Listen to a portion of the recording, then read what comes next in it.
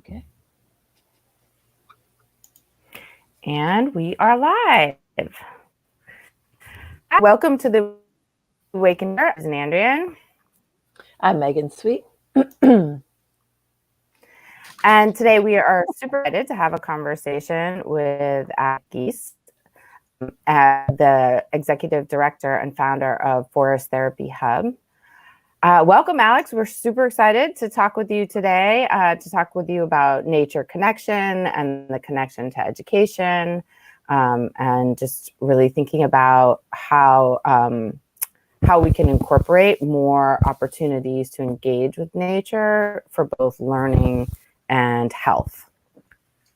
So first, we'd love to hear a little bit about you and who you are. First of all, hello, Susan, Megan, and to all people that are listening us, and thank you for this opportunity for sharing a little bit of what we are doing and also how to bring nature into the schools and to support kids to have these experiences in nature. So basically, I'm Alex. I'm a trainer and mentor at the Forest Therapy Hub. That is one of the largest training organizations, trainings. So basically we train forest bathing guides and forest therapy practitioners. And our main intention is to train people in a professional way, but also to spread the word about these practices and how nature can support us and support our health and well-being. I'm super excited to have you here, Alex, because forest bathing in particular, and I love that you're using that phrase because I'm sure you know this is what Japan also calls it, and they have forest bathing as a part of their national health, not curriculum, but like list of like healthy activities and ways to be in nature. So I love that, and they have their explanation about what that is. But maybe could you just describe what forest bathing is? Well, I'm going to try because this is complex because there is not a definition of forest bathing. Right. There is not a unique technique that all people are using all over the world. So for us in the Forest Therapy Hub, forest bathing is immerse yourself in nature in a mindful way, but mainly for us is a well-being practice. So preventive medicine, like when we are going to the gym to keep us fit, or when we are trying to have a healthy diet. You know, Mm-hmm. for us, this is uh, a well-being practice. And then when we move to forest therapy, for us is treatment and rehabilitation. So Mm-hmm. when we are trying to address the specific needs of the population. Yeah, that's really helpful. I appreciate that. So, yeah, I mean, I think similarly in Japan, they say the same thing of like, there's just a lot of health benefits. I know I certainly feel significantly better whenever I'm able just to stop, even just for a moment, and be outside and put my hands in some dirt, or I live across from the ocean. So being on the beach, even just for a few minutes, can be really a powerful shift. Why do you think that is? Like, why is being in nature so incredibly helpful? Well, this is a really good question, and, and thank you for asking that, because I feel that the difference. So, when we are in a natural environment, uh, just per se for being there, we have some benefits. So, for us, the huge difference is to have a passive attitude or being active. So, if I am in the forest, for example, just as one of the aspects, the trees are producing monoterpenes that are substances that when we are in the forest, we are breathing it and they enhance our immune system. We don't need to do anything Mm, to breathe these substances. But mhm, on the other side, and is what we work in our kind of walks or the methodology that we have developed, is just what you have raised. So when I put my hands in the water, when I'm doing mindful activities, and I am conscious of that. So I'm moving in that direction because someone is supporting me on this kind of activities, or is supporting me or providing me a space even better, uh, that I could feel safe to experience, to have different experiences in nature. That's really great. Thank you for that. I appreciate it. Susan, I know you were brought into doing forest bathing and you've been doing it. Maybe you can explain what kind of drew you to doing that. Yeah, I mean, it's been a really wonderful experience going through Forest Therapy Hub training, and I'm just about to complete the first half as the forest bathing piece, and then enter in the forest therapy piece. And for me, and I've had conversations with both of you about this. My career has always included bringing kids into nature, and that's some of the most powerful work that I've done. And I will have worked with kids for a year or 2 years, and then bring them into these immersive nature experiences, or even short nature experiences, and you can see a shift emotionally, physically, cognitively, and so when I was training with Dr. Bruce Perry's neurosequential model and really understanding how the brain's organized and the regulate, relate, reason, and recognizing that, especially right now, having this be of my 20-year career in Oakland Public Schools, this is by far the most difficult year for kids and for staff. They're just very overwhelmed. The psychological demands of being in school have just been so difficult. And so when I learned about Forest Therapy Hub and saw that they use circles and they use somatosensory, connection to nature, and sort of brought all these things that I've been really passionate about for a long time, and then give me these skills to be able to sequence this engagement in nature to maximize that benefit, it was really exciting to me. So through that training and practicing, I've done several walks already, and the Forest Therapy Hub incorporates both science and the experience, and I think that's what I really loved about it. Is like they're really researching why is it benefit, and what sequence of activities have the most benefit, and then how do we build on that. And so I'm really interested in thinking about how do we bring more nature opportunities to our kids in schools, how do we bring more healing opportunity to our educators, who right now are just extremely burnt out and stressed, and there's so much joy in nature. Like, even you're feeling tense and stressed, and you bring the kids in, and I just did it like yesterday. I was having these really difficult conversations with 8th graders, and we said, let's walk down the street to the park. And I took the 8th graders to the park, and I just did the mechanical meditation with them, and then had one-on-ones, and you could see their energy just really shift just in that brief moment. And so I am dedicated the next part of my career to bringing more joy to kids, families, and communities. And I can't find anything more joyful than nature. So I don't know, that's where I'm feeling right now. And I think that the research aspect of what Forest Therapy Hub is doing is really trying to identify what exactly is healing, and how do we create those environments. And then when we have the research, then I think we can start to bring it to those giant systems that move so slowly. So I'm excited to hear more about, like, how do we start to, what is happening right now in the research, and then how can we use that research to then influence our larger institutions, such as public education, elementary schools, middle schools, high schools, and then our healthcare system as well. That old place, public education.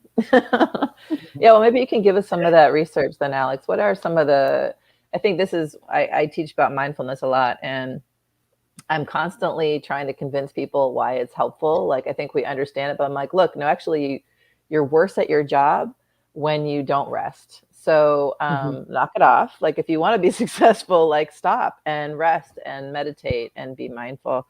But it's often a really hard sell, especially for people that are in serving professions where we're giving a lot anyway. And we're kind of oriented towards self-sacrifice. So what are some of the reasons why meditation is so helpful? Not meditation, forest bathing is helpful. What some of the I was talking about myself again, Alex. I was back But to we me. can talk about meditation if you want. Yeah. No, so basically, and related with what Susan was sharing with us, there is a general umbrella of science, of research, that says us, okay, nature is good for our health and well-being, but it's a general umbrella. And what we are doing is, from this research, create specific activities that can directly support our health and well-being, so that can improve the benefits of the therapeutic aspects of the forest or nature has on us. And this is what Susan mentioned. We are bringing science and our own experience as trainers, as guides, as practitioners, and mixing all of this, because if not, doesn't make sense. Sometimes it's what we call citizen science, no, in a way, because sometimes academia is about peer review, PhDs, and it's fine, but not all science is that.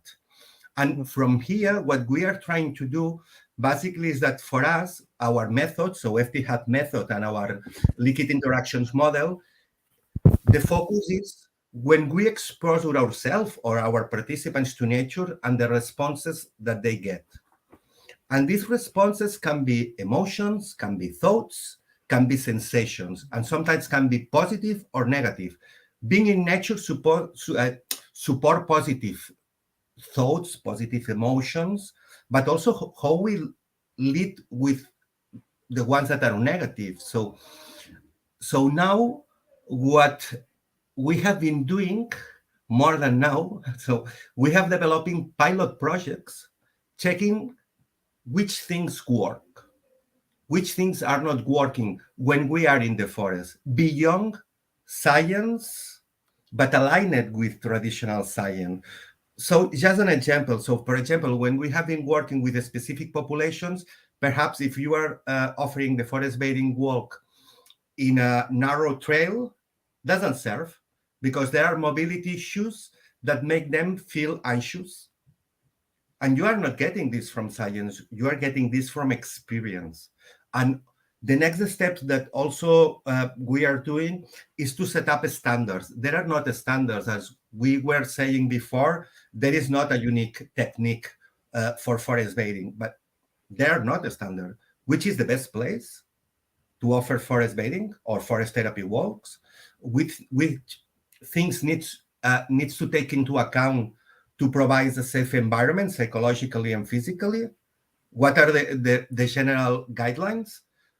So it's different when we are approaching something in nature with our sense of touch that when we are just listening, how this impact in our subjective well-being. So these are the things that now we are approaching and we are trying to figure it out. So many things. Yeah.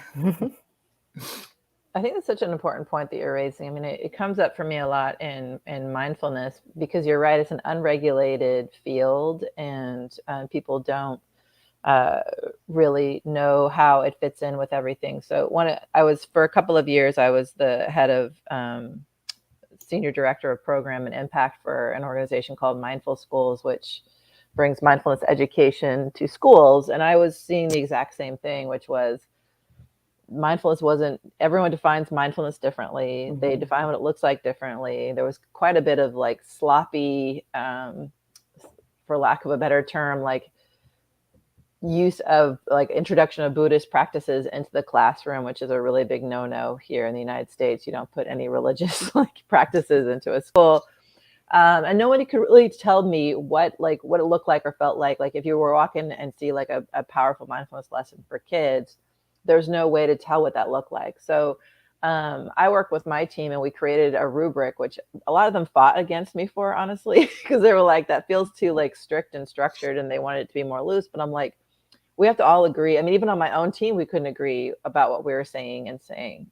So people that were highly trained practitioners, we all had our own way of going about it. And so like we have to kind of name what's important for us and contribute back to the field some of those examples of what it looks like or it doesn't look like. Because I think with any of these modalities, if they're misunderstood, while often not necessarily harmful, they can be, but they also can be real missed opportunities to leverage them in a more intentional and impactful way. And in schools, we never have enough time. So I'm grateful that you're doing that as somebody who really is a big believer in clarifying what we mean, contributing back to the field, and helping to provide some of those regulations. It's just really important. So thanks for that.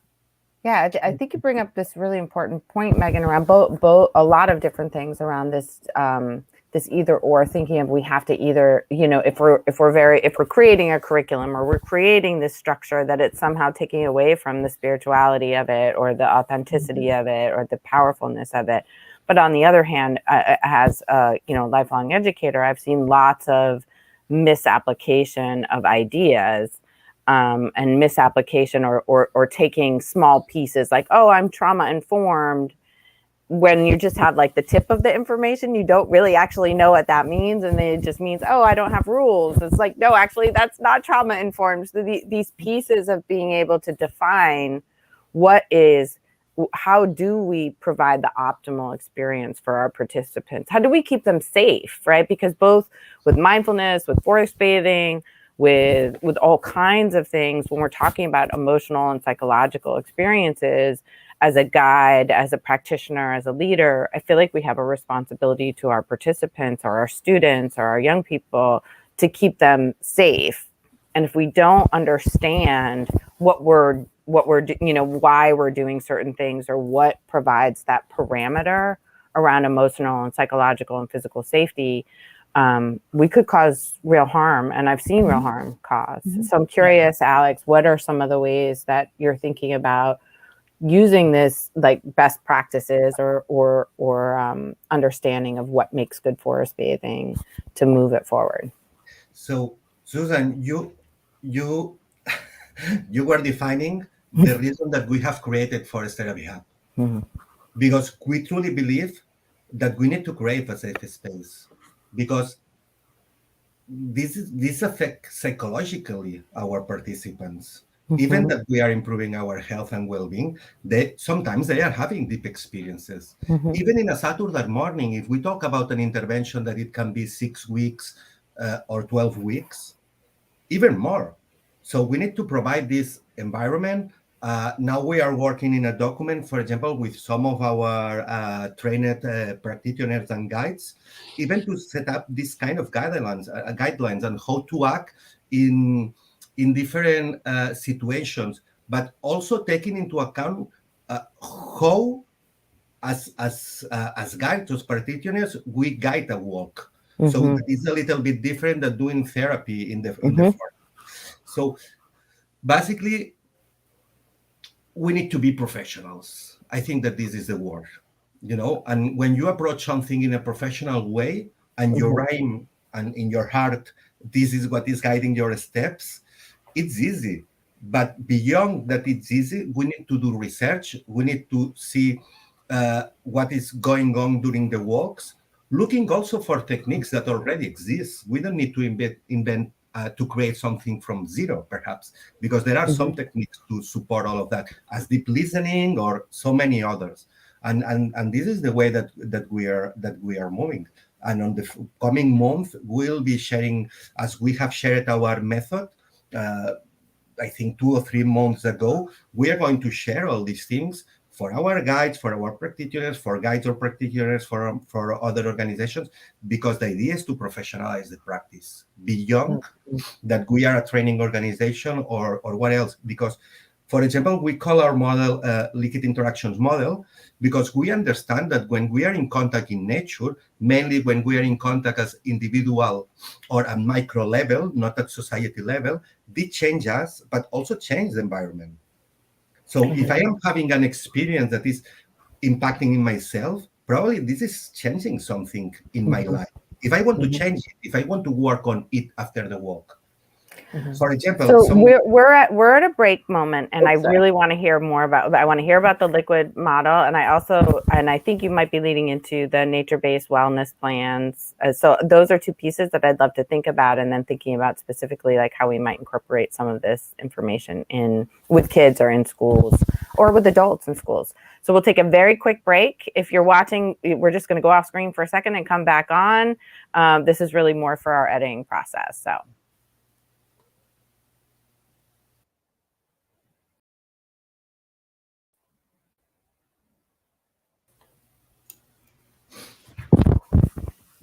Megan, you want to bring us back?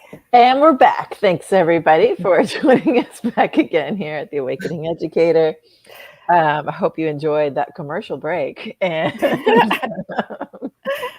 when we left off, I think you were getting into some of the applications, Alex, and maybe you could continue on. And you both were starting to speak language that I'm not quite familiar with. So, Susan, maybe you can set us up a little better. Yeah, so Alex was just starting to dip into the liquid model, which is the model that Forest Therapy Hub uses to understand and to ground all the work. It's really powerful, and I think it incorporates a lot of pieces that Megan, you and I have always talked about.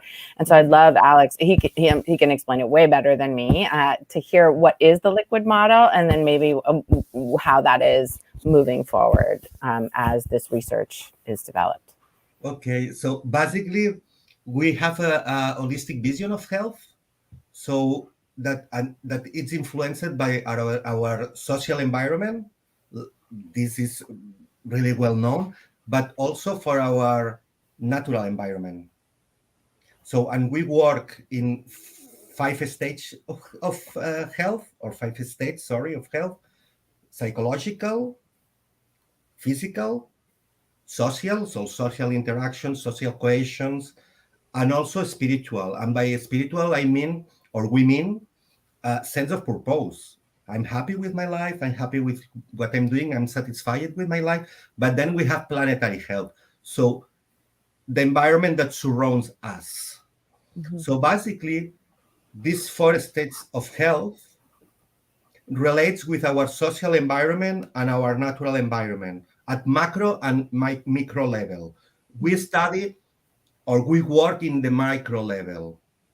So we expose people to nature. They got this response in this area that we mentioned, that is the liquid interaction model. And this exposure, it can be breathing these monoterpenes that we have been talking about. It can be viewing a large landscape, and then I can get, surprising myself, feeling that I'm part of this huge and amazing environment. It can be just breathing in a space where the negative ions are quite high, on contrary in our houses or in our offices, or it can be this emotional response. And we work this also through the ways that we used to connect with nature, that this has been deeply studied. So our senses, meaning in nature, or emotions, or beauty, and beauty in the sense not of our standards in terms of society, so something cultural, more related with rhythm of sounds, this composition that in nature it looks that everything is beautiful, So because what science now, so basically now we have a consensus that came from different fields that agree that nature is good for us. But there is not cause consequence, Mm-hmm. And probably we won't be finding that in the next 20 or 30 or 40 years, because as humans, we are quite complex, and nature and forest is even more complex. So our method joins all these concepts, all this research, and then we deploy it in a specific set of activities that we can do in the forest. And now what we are testing are these kind of activities. Okay. So which ones they are working, which ones are not working, and we will be advancing on this direction. I like that, because I think often when we're trying to research effectiveness, especially of some of these kinds of modalities, at least I'll say in an education setting, what we end up like looking at are decreases in missed days of school or in like negative behavior or increases in student like positive self-concept or adult self-concept. But those are really tricky because if you're starting to do something like mindfulness or forest bathing or anything else, then you're already orienting yourself towards, you're probably doing other things in other words to help yourself feel better. And if a school is already doing things like employing forest bathing or mindfulness into their school, they're probably also doing other things to improve the school culture to make it feel better, because there has to be like a decision to do that. Even if you don't do it well or often, you're starting to make a shift. And so for me, I often struggle with, as somebody who did mindfulness for a long time, people always want to know what the success measures are so that they can, so I can get grant funding and everything else. And I'm like, what? I was like, I can't tell you that. I can tell you how these activities might work. Or again, that's why we went back to this rubric. So I just appreciate you figuring out maybe some of these specific things that might be beneficial, and just being curious about that, because that can then also be helpful. It would be great to talk a little bit about how you start to do this in action, because I think the other challenge for us as humans is we start to make it really complicated. And so I'm wondering, like, what are some simple and easy ways if folks are starting to be interested in including forest bathing or explorations into nature in schools or in their personal lives? What are some ways to start? And either one of you could answer, because I know both of you are doing this. So, do you want to answer, Susan? You can answer, Alex. And then I'm curious. I know Pedro, is doing a lot of this work in Italy as well with children, and I think it might be interesting to kind of speak about some of the work that he's been doing, and then I can talk about some of the ways I'm thinking about bringing it here. Okay, so we need to keep this simple. I think that the basic for reaching a broader audience is to keep these things really simple. And for me, to bring this, as I mentioned it, this is a well-being practice. Mm-hmm. So we need to bring this in our daily lives. But this is a practice. We need to learn about this. This is a sensory experience, but everything that we are sensing is going to our brain. So there is a cognitive process. But as we used to do it, this is when, like I'm always using the same example. The first time that we drive a car, we were looking at everything except in front of us. And now when you are getting into a car, you are just looking because everything. I'm teaching my 18-year-old how to drive right now, so I'm very familiar with this issue. So, and this is step by step. So what we are recommending is that they attend some walks with trained guides, but really professional guides, but more than a walk, that they attend workshops where they can learn about the tools that they have. What I mean by the tools, how we connect with our environment, our senses, but we don't know really how they work. It's as simple as if I took something, for example, this pen, this is sense of touch. If you put something on your hands, this is the sense of touch. But if I'm doing this haptic exploration, it's completely different. right. So if I'm touching someone with soft touch, it's a completely different experience. So one of the things that they can do is explore things with their senses. For this, you don't need a guide. You don't need anything. So explore things and start to realize which things give you pleasure, because our senses are just there to separate things that give us pleasure, so that allow us to surprise, good food, reproduction, and several other things, and things that are disgusting, that milk that is not good anymore, that we feel quite quick. So the idea is that they explore these kind of things, and these things that we can find in nature, most of the time we can find them in our houses, even in the crowded cities. So Susan were talking about teaching her daughter about driving. If you have young kids like me, I have 3 daughters. They are quite small, quite young, sorry. My house is full of stones, sticks that they are picking up when we are going to the forest. So, and then find these things in the place that you are, in the school, in your house, And sometimes when you are feeling stressed or what else, you can go there. Or even watching a nature movie at home or in your computer. So bringing these things in. So the first step I will say that is to recognize your tools, then to explore and to see which techniques or which elements are supporting better your well-being, and then create a regular plan with these things. Or you probably know really well this practice that is sit spot, having 20 minutes once, twice, third times per week that you are going somewhere in the forest or in a park nearby your home and sit there doing nothing. Mm-hmm. So there are several things that you can do at the school. I appreciate that. I'll just paraphrase, and then Susan, I'd love to hear your additions. And I have a couple thoughts too. So I love the simplicity of just finding what feels good and doing more of that. I say that a lot. I'm like, just do something that makes you feel happy. It doesn't have to be this complicated thing. Like, what do you like? What parts of nature or what elements do you like? Remembering that we actually have a lot here, because again, I think that's where people start to cut themselves off from the opportunities. They're like, well, I'm not near a forest. I don't have time to, drive to a park or whatever. But remembering that actually, we have house plants, or we have the opportunity even just to look at nature on a screen, I think is just a really neat reminder. And it's really just that intentional choice to connect in is such a big part of it. So thanks for that. Susan, do you have any other ones?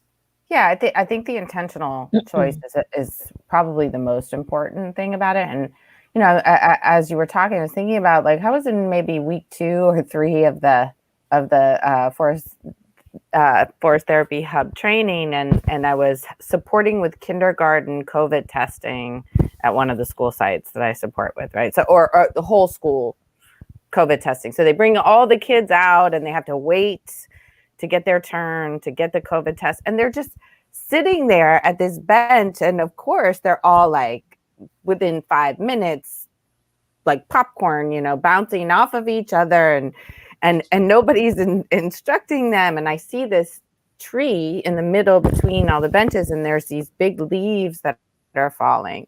And we had just done some sensory activities, and I just said to the kindergartners, I said, "Oh, what color leaves can you find?" And then I asked they were into these giant leaves. And I said, what do they smell like? What do they feel like?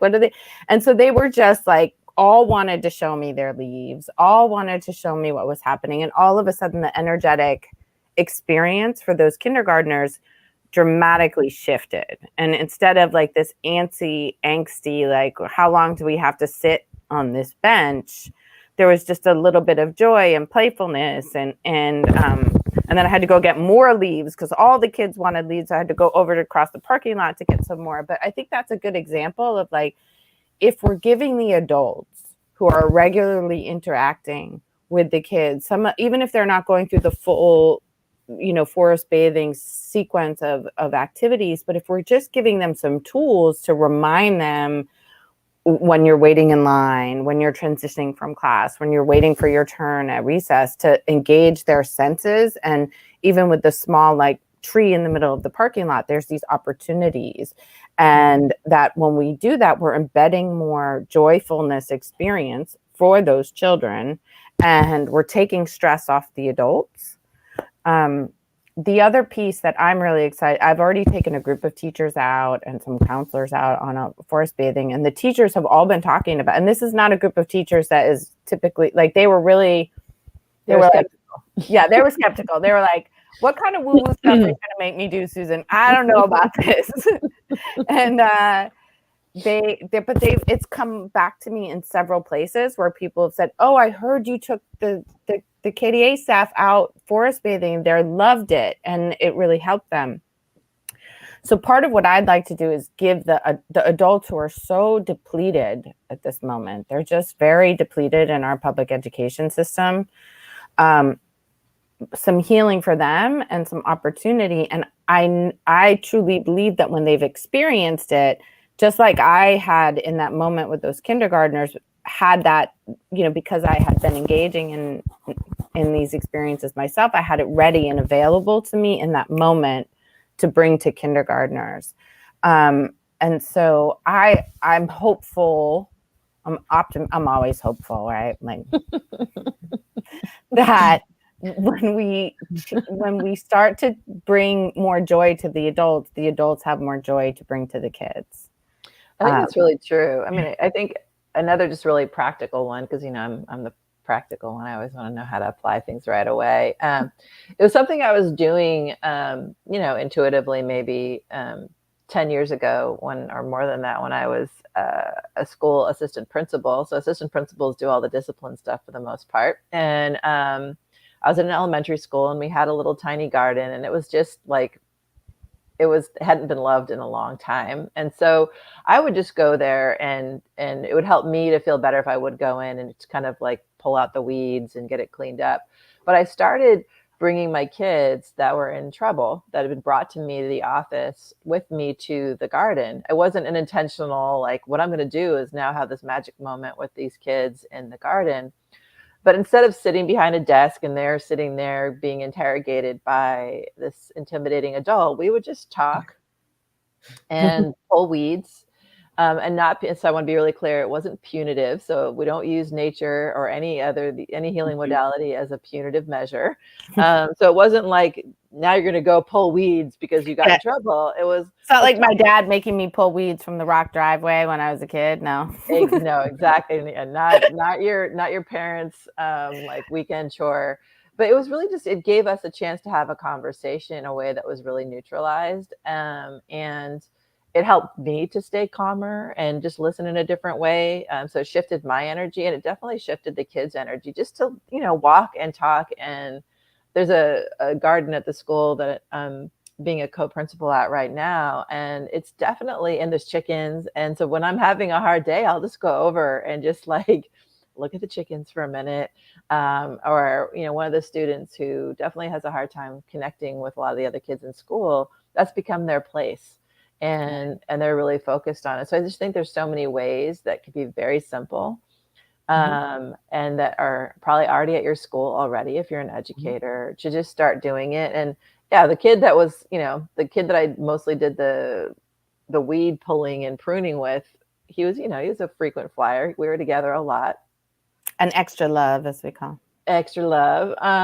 And he just started asking for that time, and asking for time to just be there together. And it was so helpful for him. So I'm just grateful for this. I'm also noticing our time. I'm guessing we're probably needing to do one last quick break, and then maybe hear how people can get involved. I think we're almost at that place. Okay, so let's take a quick break, Susan.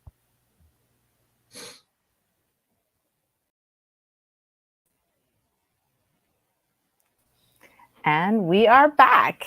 And we're at our last section of the podcast. It's been such a rich conversation, and definitely something that I am feeling more and more excited and passionate about every day. Coming off of 2 years of COVID, nature was my healing space. And so I'm very grateful to Alex and the Forest Therapy Hub for creating this community. And I really do feel like it's this really powerful community of people who are just interesting, exciting, diverse, doing different things with it, but really in agreement around some of the core pieces. And so we'd love to hear about how they can get involved. We didn't even talk about the nature-based wellness plans, but we could talk about that another time. But that is something that I'm thinking, particularly for educators, is to take some of these simple tools and to help people, really shifting our self-care to more of this practice of well-being with nature. Alex, tell us how folks can learn about Forest Therapy Hub and any other information you'd like to share with our community of educators. Well, we always say that one of our strengths is that we are a multicultural team, and that we focus mainly in our difference. That is where we grow. Normally, we tend to focus in what make us similar, no? To feel a little bit more part of the community. No, we tend to take a look at in what we differ, what our difference, and then from here we are growing. And as you mentioned, we agree in some specific pieces as a community, but then we encourage our people even to push in and in the key fonts of our method and our different techniques and skills to improve them. Because if we keep with these things closed, we don't grow. So, and basically, they can find us and the different projects that we have been developing in our website. If they want to reach us in the foresttherapyhub.com, I hope that you will be sharing also. And then there even we have a map where you can find there plenty of our guides and practitioners all over the world. So we have trained people in Asia, in Hong Kong, or in Africa, United States, Canada, South America, or Europe. So, and I will be saying, if you want to know more about the community, about this network, the best thing is that you attend a walk with one of our guides or with one of our practitioners, and you will have the experience, and then it will be easier. So yeah. I want to add one more thing to this, because having gone through, one of the most powerful parts of it was to be in this training with people from all over the world. And I was engaging and learning with folks from Croatia and Latvia and, you know, across the United States. And so it's been this really powerful experience of connecting across the world. And what was really shocking to me was that we were able to do these walks and be led on audio Zoom, where we were all in different time zones and different weathers and different places, and we were engaging in this individual yet collective experience, being guided by someone who was very skilled. And even though it was simple, it was just really it just made me rethink what is possible in terms of coming together as a world. And so I wanted to thank you for that, and for the experience, but also for helping me think about, like, how do we come together as, like, what this opportunity in COVID has been like, we've rethought what's possible. And that experience, that world experience, and then, as you're saying, it's really growing. There are guides all over, everywhere, and on almost every continent at this point.